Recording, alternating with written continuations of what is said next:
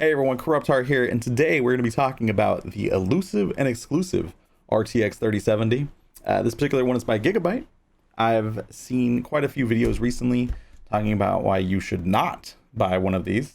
So today in our video, we're going to be exploring just how true that is and if this card would be a good fit for you. So let's open up this bad boy and find out.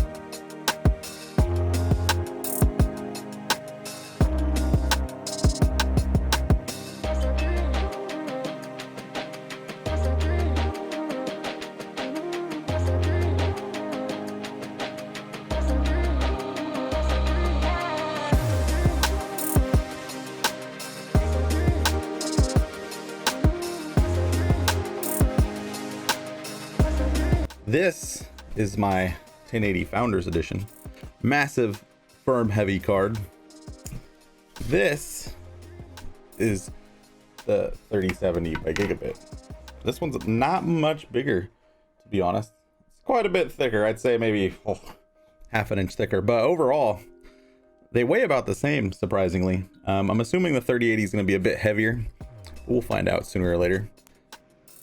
Alright guys, so after spending some time with this card, I realized how much of a leap this thing is from my 1080.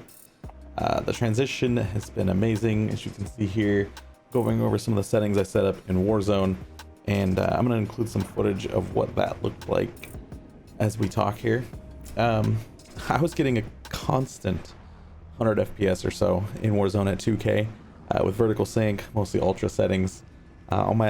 It even ran pretty cool. It was running in the 50 degrees Celsius range, which was really nice to see compared to my 1080, which will run 2K Warzone, but at 80 degrees Celsius. So some of the pros I'll mention about this card is that you'll get about the same performance out of a 2080 Ti, but for half the price. It's an amazing leap from the 1000 series to the 3000 series. So if you were like me with a 1080, I would definitely say now is the time to upgrade. Not only do you get the ray tracing, but just the performance is like night and day for me. Some of the cons I'll mention is obviously if you're willing to shell out an extra $200, you can get the 3080, which should be more than enough for 2K gaming. I mean, if you're going to be playing any 4K gaming, I would definitely say save up and wait for the 3080.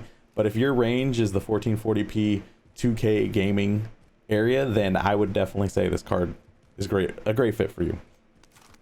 And, you know, another con would definitely just be like every other current card that came out is they are just really hard to get a hold of. So definitely keep that in mind if you can find one. This one's a little bit over the normal of $499. I believe this one's $579. I'll double check that.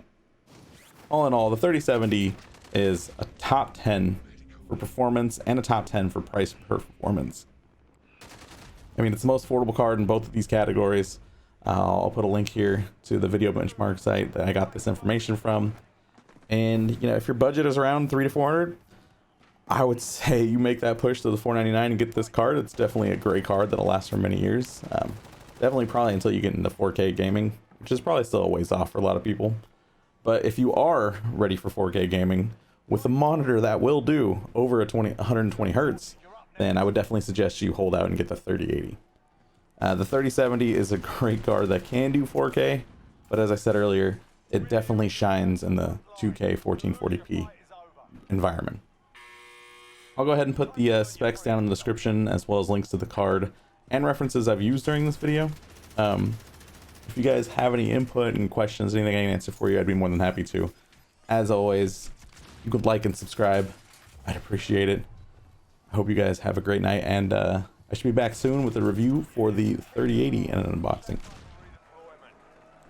Yeah, if you think this card isn't what you're looking for in a 2K environment, or if you think there's something better for the price per performance, I'd like to hear it from you. So if you can go down in the comments and tell me which card you think would be a better fit for people for 2K, please let me know so I can share it with the people as well. Peace!